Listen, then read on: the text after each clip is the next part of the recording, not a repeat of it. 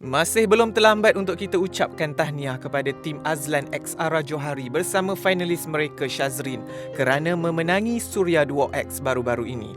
Wah, memang vast sangat persembahan mereka bertiga pada malam tu tau. Tapi paling menarik perhatian ialah penampilan Azlan dengan fashion rambut baharunya. Meletup. Saya dengar cerita yang Azlan kalau rambut semata-mata untuk malam ni ke? Tak juga, memang sebenarnya lebih kurang macam tu lah kot.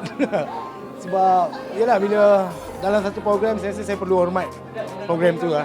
Jadi saya groom tu je lah. Azlan memilih untuk menukar imej mengikut kesesuaian program ke macam mana? Saya rasa waktu, masa dan zaman lah, tu lagi baik.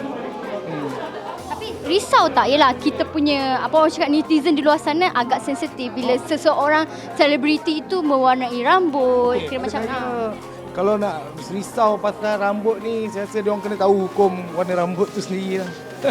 Maksudnya, kalau mengikut nak cerita topik hukum ni pun berat sangat kan. Tapi rambut bila dah beruban, saya rasa warna tu boleh. Tak bang? Dah alang-alang tu nak tanyalah apa perancangan Azlan untuk Shazrin.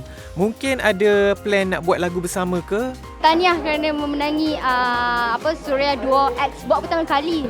Mungkin perancangan selepas ni ke ada plan ni tiba-tiba mungkin tegak hati nak ambil Shazrin sebagai penyanyi bawah ke?